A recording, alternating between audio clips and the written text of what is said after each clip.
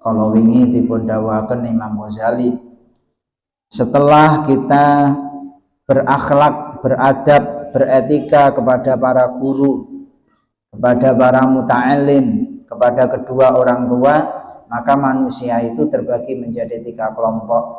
Ada kalanya orang itu adalah teman dekat kita, ada kalanya orang itu adalah kenalan kita, ada kalanya orang itu adalah orang-orang awam yang bukan teman dekat kita dan kita juga tidak begitu kenal dengan mereka. Adapun kita bersama ketika kita menghadapi orang-orang majahil, orang-orang awam yang kita tidak begitu kenal, kita tidak punya tanggungan apa-apa dengan mereka, maka kita harus menjaga diri, jangan terlalu ikut campur kepada urusan mereka. Jangan sering-sering berkumpul bertemu dengan mereka kecuali pada saat-saat tertentu, saat-saat yang sangat mendesak, saat-saat yang diperintahkan oleh agama. Adapun kalau kita dengan asdiqah, kita dengan teman dekat, kalau kita dengan teman dekat, maka ini wa amal ikhwan wal asdiqah fa alaika fihim wadifatani. Maka ada 2 tugas yang harus kita lakukan. Antatluba awalan surutas suhbah. Kalau memang itu adalah teman dekat kita, kalau kita ingin mencari teman sejati, teman dunia akhirat, teman yang menolong terhadap urusan agama kita, maka kita harus melakukan 1 surutus suhbah.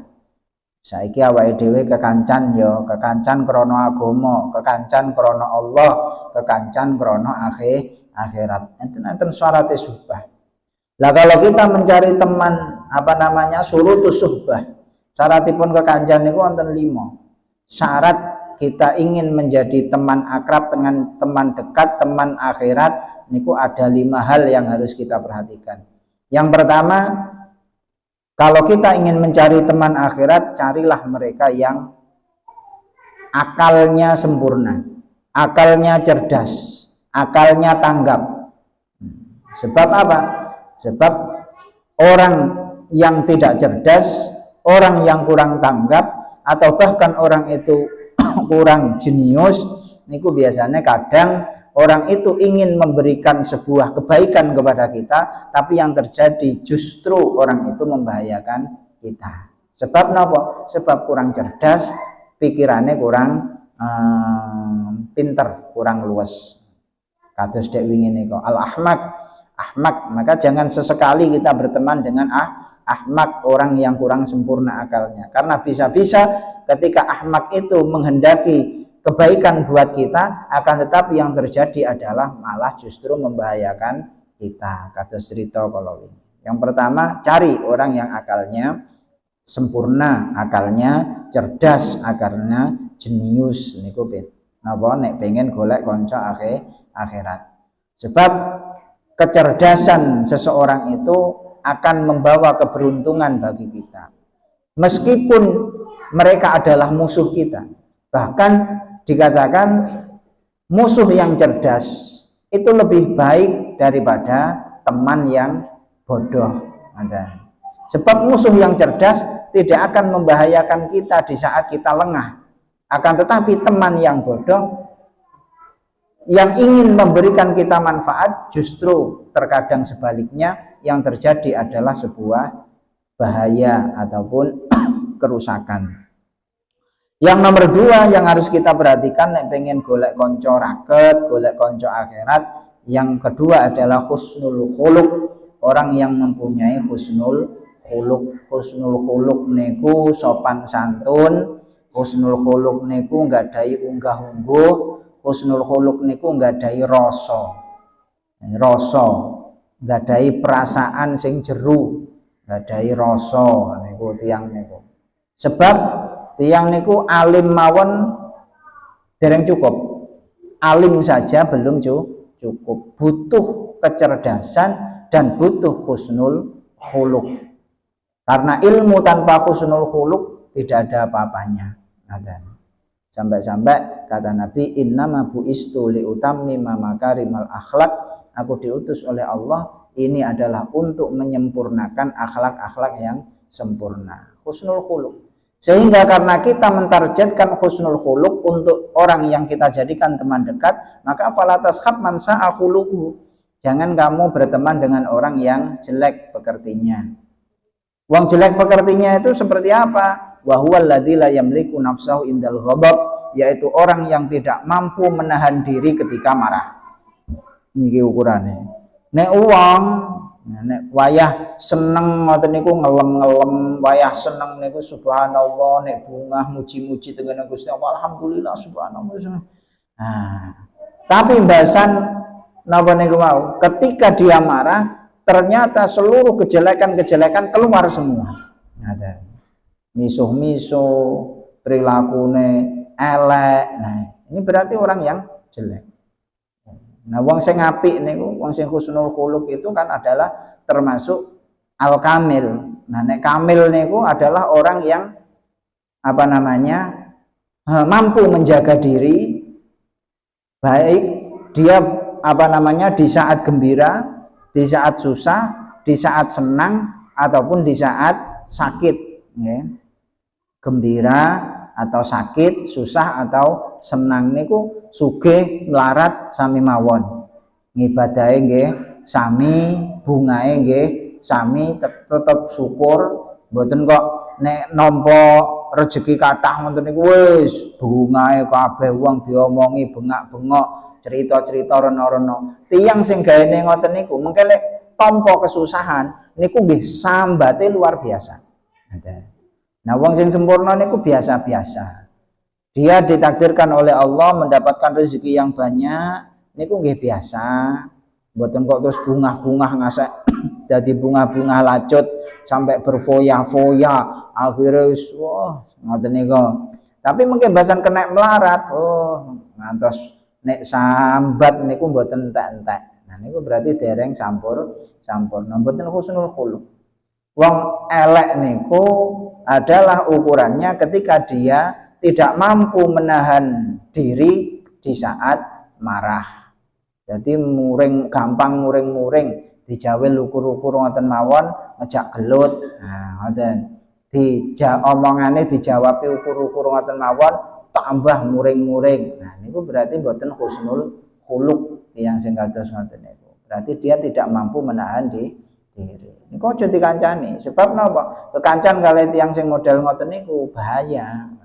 Di saat kita ini napa jenenge wong niku kan kadang ati lega, kadang mboten lega, kadang ati niku seneng, kadang susah. Nah, nek wayah kene pengen menapa di saat menerima kesusahan dan duwe koncone ora kenekan pisan, akhirnya mungkin malah jadi masalah kan.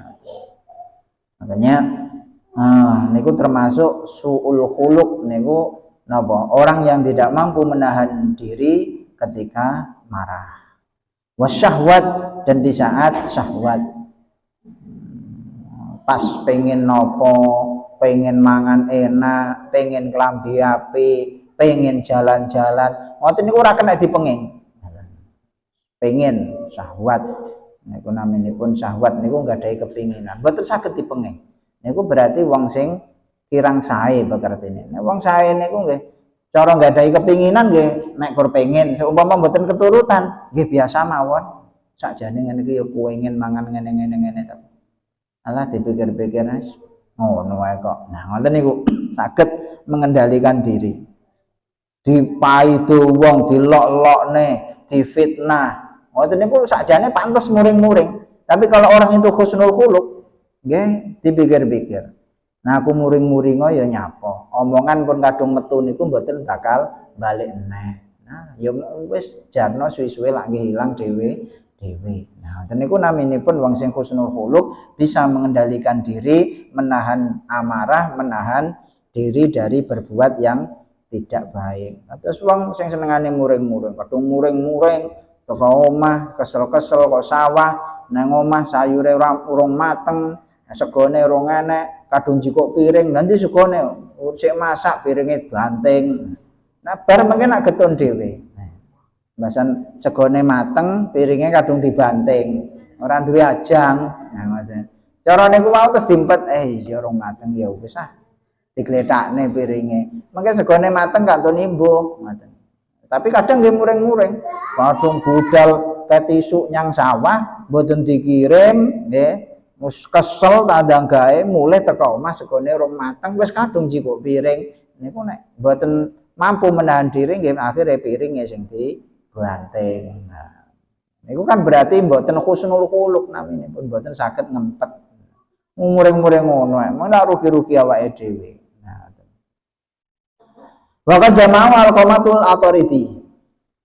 Imam Al-Qamah Al-Authority memberikan definisi kepada orang yang mempunyai sifat husnul khuluq atau memberikan catatan kalau kamu ingin berteman, wahai anakku, kalau jika kamu ingin mengambil seorang teman, kamu ingin berteman dengan seseorang, maka satu, idza aradta suhbata insan fashab man idza khadimtahu sonaka.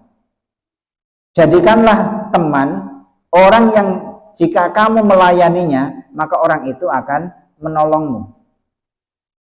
Jadi wong niku nek diladeni, dilayani, niku sonaka, dia akan menjagamu. Ketika kamu akan menghadapi suatu bahaya, kamu dilindungi. Kenapa? Awas, iki wong ki gaene melayani aku, ojo mok ganggu. Nah, wongnya sakit ngoten niku. Ya berarti orang itu adalah orang yang punya tanggung jawab. Orang yang tahu balas budi, orang yang tahu unggah-ungguh niku wau. Nah, niku nek enek wong mok layani, terus ketika kamu dalam bahaya dia tidak mau menolongmu, tidak mau membantumu, ya wis, jangan kamu jadikan teman. Lah yo mbiyen repot tak ewangi, basan aku oleh kesusahan, basan aku repot kok ora gelem moro, ya wis. Berarti jangan dijadikan teman dekat, biasa mawon, kenalan biasa. Terus lagi, wa in sahibtahu zanaka. Jika kamu menemaninya, maka orang itu akan menjadi perhiasan bagimu. Kalau kamu ingin berteman, temanilah orang yang jika kamu menjadi temannya, kamu akan semakin baik. Kaya wong dipaesi.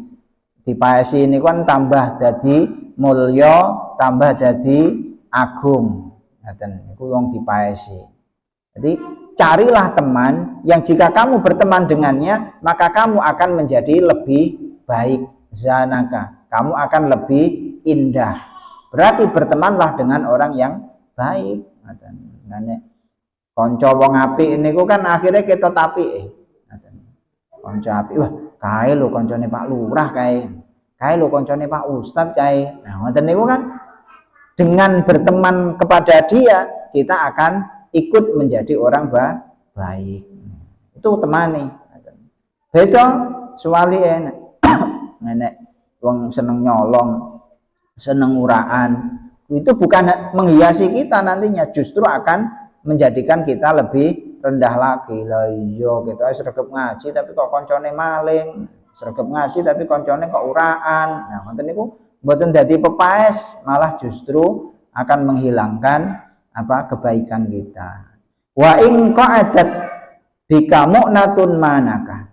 Dan jika kamu berada pada keadaan yang sempit, kamu tidak mempunyai biaya sama sekali, kamu berada dalam posisi kemiskinan, kemelaratan, maka dia akan membantumu, dia akan memberikan biaya terhadapmu. Ini kanca nono, ini wong jenenge wong sing pengertian. Ishab man idza madatta yadaka bi khairin maddaha. Temanilah orang yang jika kamu berbuat baik kepadanya, maka dia juga berbuat baik kepadamu.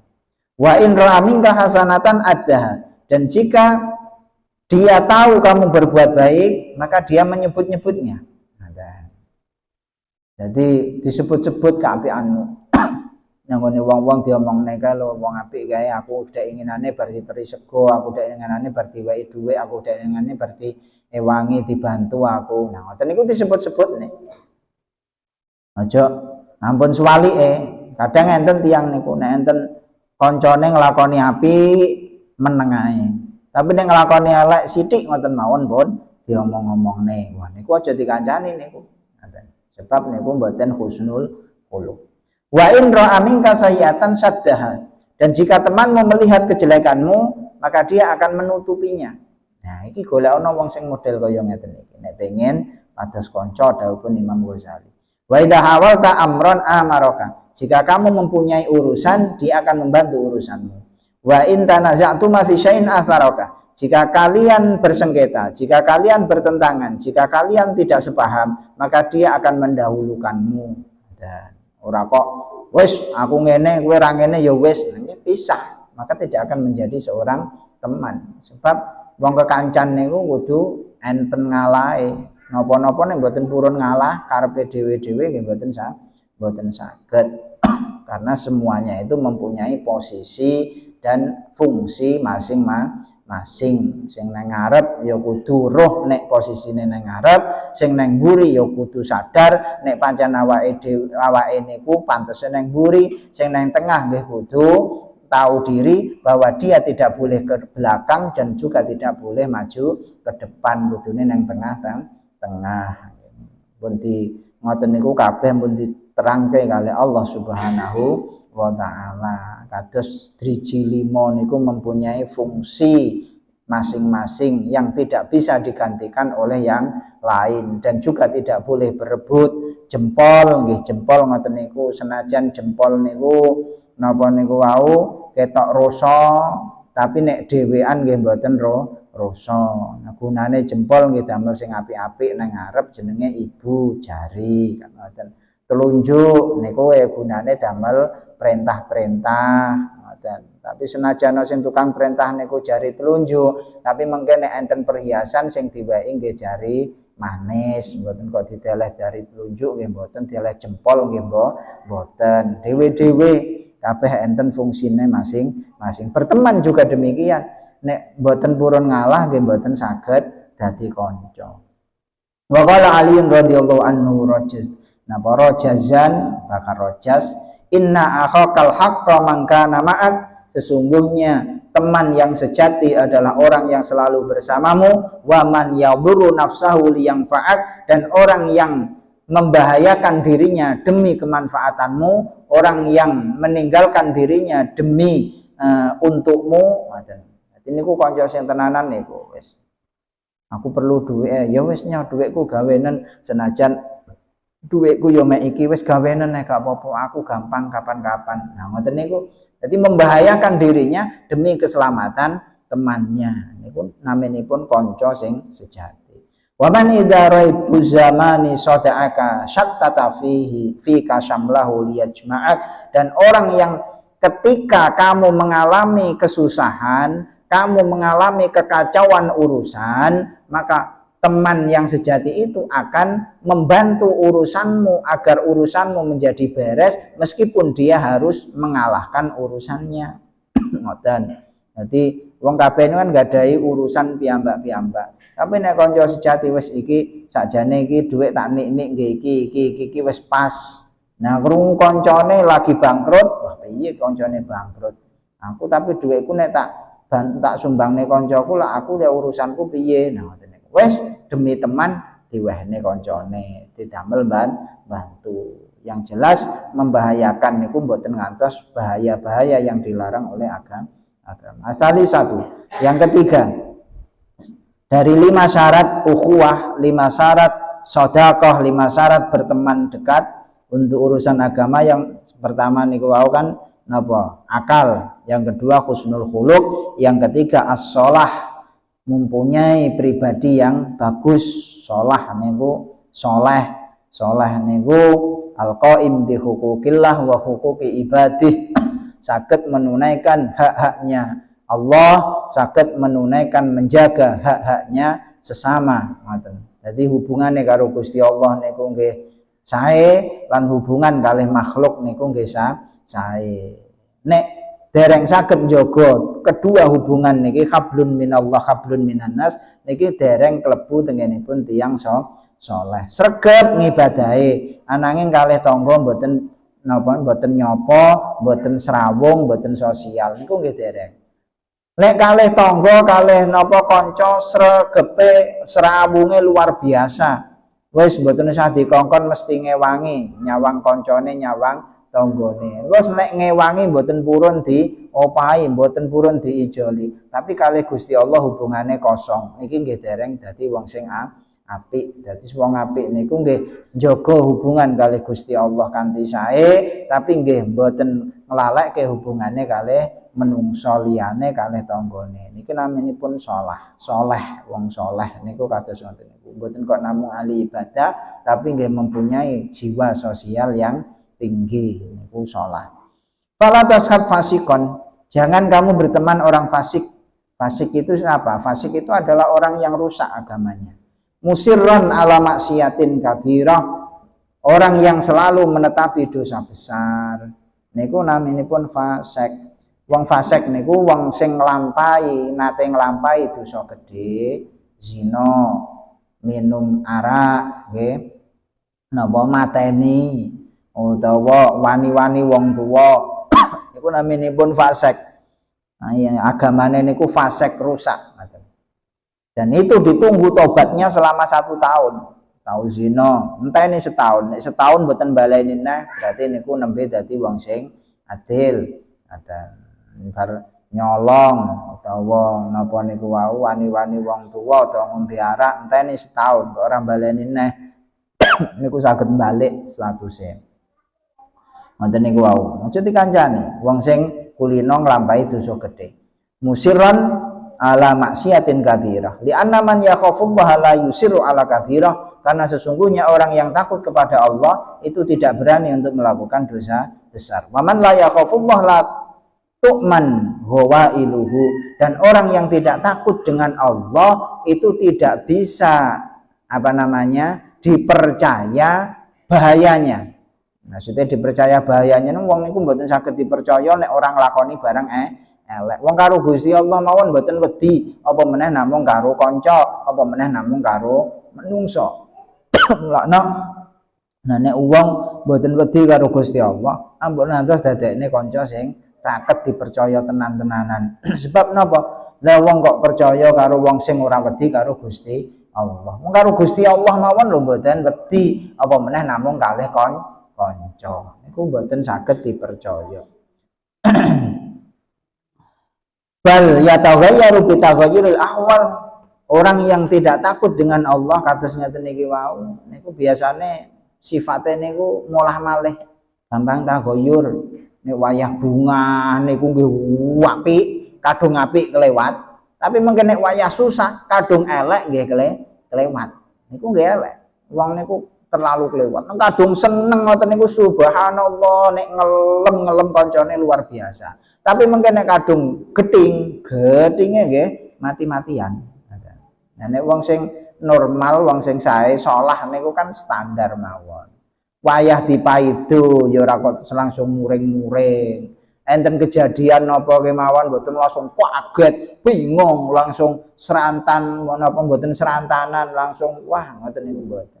Santai mawon tetep nggadhahi sifat aris. Meskipun secara hati, secara pikiran dia akan terus berjalan, terus mencari solusi, meskipun kaget, tapi secara zahir orang itu mampu menahan reaksi. Niku wong sing shalah ngoten niku atus husnul khuluq.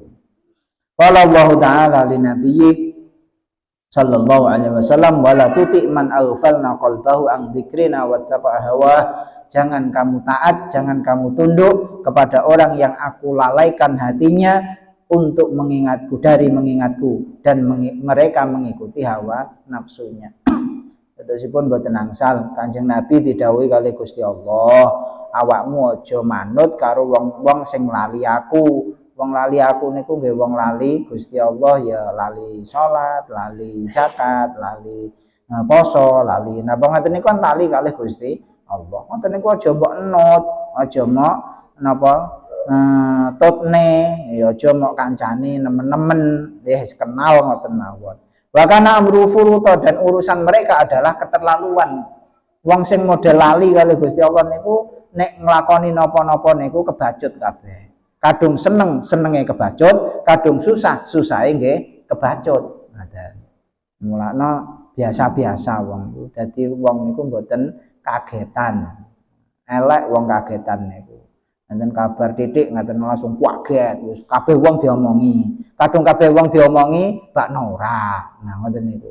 Sebab napa? Terlalu kagetan, terlalu buru-buru, pirang napa niku wau. Hati-hati. Fahdar suhbatal fasik, hati-hati dari berteman orang fasik. Fa inna musyahadatal fiski wal maksiati alat dawam tuzilu angkol bika karohiyatal maksiat. Hati-hati berteman dengan orang fasik, orang ahli maksiat, orang ahli lupa dengan Allah. Kenapa? Karena keseringan melihat perkara-perkara yang jelek itu menyebabkan hilangnya ingkar dari hati kita. Wong niku nek pun kulino nyawang, ibaratnya nggih, wala kulino nyawang wong ora kudungan. Mungkin nek roh wong ora kudungan ngoten nggih biasa-biasa mawon. Tapi nek wong niku seumpama uripe niku di tempat yang agamis, religius, kabeh wonge sing wedok kudungan kabeh, sing lanang ya brukut kabeh, ya celonoan, ya sarungan, ora nek blodar-blodar ngoten. Niku terus medal dari lingkungannya melihat wong wedok kok ora kudungan. Niku dalam hati itu pasti ada perasaan ingkar. Ngoten. Lah ya ngono kuwi lho gak oleh karo agama, ngoten.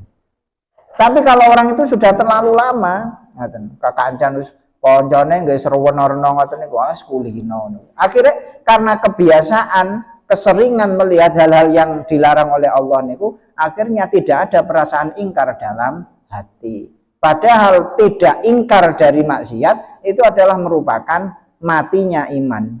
Imane wong niku kan mati. Sebab wong niku dawuhipun Kanjeng Nabi man ra'a mungkaron falyughayyir biyadihi. Barang siapa yang melihat perkara yang mungkar, perkara yang melanggar agama, ubah dengan kekuasaannya. Nek wong niku pancen nggadahi kuwasa, nggadahi pangkat, nggadahi dinut, nek barang mungkar nggih dirubah. Aja ngono, saged negur. Nah nek mboten saged negur, mergo seumpama kok negur malah dikamplengi, malah dimusuhi, nggih. Fa ilam yastati fa bilisani. Yes, diomongi tok, diomongi, mungkin sajake ora ngandel, ya wis. Nah nek ngomongi mawon mboten mampu, ora mungkin aku ngomongi, lagi wong sak dhuwurku, lagi guruku, lagi wong sing tak hormati, ora mungkin aku ngomongi kuwi. Ngoten niku nggih fabi qalbihi. Kalau memang tidak bisa dengan mulutnya untuk melarang kemungkaran niku wau, nggih dengan hatinya. Wadzalika ta'ful iman, dan itu adalah iman yang paling lemah. Ingkar melihat kemaksiatan dengan hati itu adalah iman yang paling lemah. Kalau kita keseringan berkumpul dengan orang yang ahli maksiat, akhirnya melihat maksiat itu bukan perkara yang mungkar, akhirnya teng jero ati niki mboten enten rasa, wah iki janet dilarang, mboten enten rasa ngoten. Akhirnya menjadi ridho.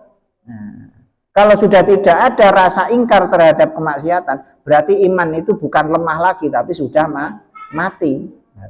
Nek bar iman terus mati, akhirnya nyawang napa? Alas bene rapopo ngono. Buka aurat ya rapopo ngono. Kuwi bene urusane dhewe. Kalau sudah sampai semacam ini adalah ridho bil maksiat, niki mboten namung kok ora apa-apa tapi dosa. Sebab napa? Dia ridho melihat kemaksiatan, melihat pelanggaran. Ngoten. Bene. Nah niku dosa. Ketoke awake dhewe niku mboten nglampahi dosa, tapi mergo dekne niku mboten ingkar, tapi malah bene. Nah niku naminipun dosa. Nah ngeten niki termasuk dakwah sing penak. Terus ngaji ngeten iki sebab napa namung nyampekne hukum. Mboten langsung negur wong sing melanggar. Sing abot kan sing langsung negur niku wae. Ngeten iki berarti ngaji niki lho sik iman lemah asline. Sebab napa namung ngomongke kemungkaran kanthi lisan, tidak langsung dengan anak wong iki buka aurat kono nggae kudung, nyo tak kei kudung, mboten. Nyo tak kei sarung, mboten. Nyo tak kei celana, mboten. Tapi namung ngomongke masalah hukum, dan yang diomongi niku wong-wong sing sampun siap. Niki termasuk lemah ngeten iki saya asline. Nah, sing abot-abot nggih para wali-wali sing langsung dakwah-dakwah di tempat-tempat sing napa maksiat ngoten niku mulakno dhuwur pangkate tengenipun Allah Subhanahu wa taala. Maka dikhawatirkan ketika kita berteman orang fasik, karena seringnya kita berkumpul dengan kefasikan, seringnya berkumpul dengan kemaksiatan, kita tidak punya rasa tidak punya rasa benci terhadap kemaksiatan, dan niku adalah menunjukkan iman kita sudah hilang. Wa yahunu alaika amruha walidzalika hana alal qulubi maksiatul ghibah. Dan termasuk yang kita alami karena seringnya kita tahu, seringnya kita nimbrung, seringnya kita melihat, itu menjadi dalam hati tidak ada ingkar. Niku dawuhipun Imam Ghazali, kaya maksiat ngrasani. Maksiat ngrasani itu seolah-olah bukan maksiat di antara kita. Sebab napa? Saking seringe, nggih, saking kerepe krungu wong ngrasani, melok wong ngrasani, nimbrung wong ngrasani, sehingga dalam hati kita tidak ada perasaan ingkar bahwa maksiat itu adalah dosa. Padahal maksiat itu bukan hanya sekedar dosa biasa, tapi asyaddu min salasina zainatan, itu lebih berat daripada zina 30 kali. Nah, ngarep niku. Tapi kaya-kaya wong ngrasani niku saking akeh wong sing ngrasani, saking seringe kumpul wong ngrasani, saking nggih kadang awake dhewe yo ngrasani, dadi menganggap rasan-rasane ku mboten dosa, niku perkara biasa. Ana ngoten niku. Lalifah menapa niku? Liulfihim laha, karena kebiasaan mereka terhadap ghibah. Walau ra'au khataman min dzabin aw malbusan min haririn ala faqin lastadda ingkaruhum alaih. Nah, digambarkan kata Imam Ghazali, andaikan kalian melihat, andaikan kita melihat enten ulama gede nggih, enten wong alim, ahli ceramah, ahli ngaji, terus damel kalung emas, damel cincin emas. Ngaten. Niku kok pasti wong-wong niku langsung gembruduk, piye kiai kok gawe cincin emas? Kiai kok gawe kalung emas, kiai kok gawe sandangan sutra, itu haram itu. Niku pasti kata sing ingkar. Sebab napa? Mboten umum. Dan orang-orang tahu kalau itu haram dan belum terbiasa. Kiai kok cincinan emas, utawa pemenang damel tindian, kiai nggih tindian ngoten. Niku mengke lak geger, nggih. Masyarakat itu akan geger. Sebab napa? Urang umum, yaitu ya memang maksiat, tapi sebenarnya kemaksiatan memakai cincin emas atau kalung emas atau pakaian dari sutra bagi orang laki-laki, dosanya itu masih jauh dibandingkan dengan besarnya dosa ghibah. Tapi nek enten wong ngrasani pun mboten enten wong ingkar. Tapi nek enten wong gawe emas-emasan wong lanang niku nak mengki rame. Sebab napa? Wong ghibah kok mboten digrenengi wong sebab saking kulinane. Sebab napa nggih dina-dina ngoten niku. Nah, nek wong niku mboten kulino ngrasani, krungu wong ngrasani niku nggih ra penak atine ngoten. Isin. Mulane napa niku wau sering kumpul kalih para ulama, kumpul para kiai, penggaweane mek ngaji, maca hadis, wiridan, maca selawat, maca manakiban ngoten, terus mau ida ngoten niku. Mengke krungu wong ngrasani ngoten niku terus atine niku nggadahi greget. Wah, rasane nang ngoten niku. Nah, tapi nek pun doang mboten nate kumpul kiai, mboten nate kumpul ulama. Dawuhipun Kanjeng Nabi niku nek ngantos sekawan dasa dinten. Jika kita 40 hari tidak berkumpul dengan ulama, niku hati akan menjadi keras. Dengan sebab hati keras itu, orang itu akan berani untuk melakukan dosa dan kemaksiatan. Tapi nek wong niku tesik purun kumpul kali para ulama, kali para kiai ngoten niku insyaallah tesik saged gadahi napa niku ingkar tengenipun kemaksiatan. Nah, niki tujuan kita. Jadi wong murid niku nggih nata ati, nata ibadah nggih, nata siap-siap damel sangu akhirat, lebih-lebih sing sampun sepuh, sampun persiapan badhe sowan tengenipun Allah Subhanahu wa taala. Samanten mangke samanten mawon mugi-mugi wonten faedah lan manfaate.